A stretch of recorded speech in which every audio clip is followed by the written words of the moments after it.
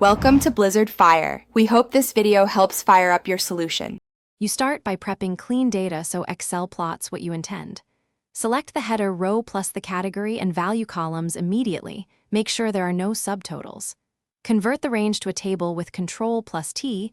This makes future edits update the chart automatically. After that, click Insert and pick a bar chart. You want a clustered bar for comparing categories.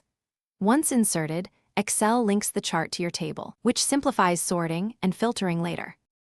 Once the basic chart exists, refine how values map to axes so interpretation is immediate. If categories and series are reversed, use chart design right arrow switch row/column. This reassigns data without reworking the source. Next, right-click the horizontal axis to set min, max, and major unit.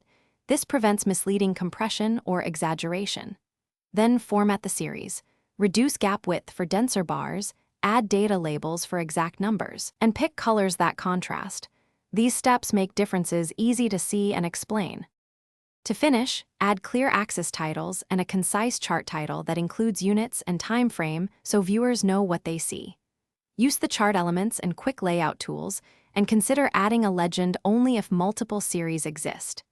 If you want interactive filtering, insert a slicer tied to the table. The bar chart will respond. If elements disappear, first confirm the table range includes all rows, then unhide any hidden rows and replace blank cells with zeros. Thanks for watching. If you found this helpful, don't forget to like and subscribe.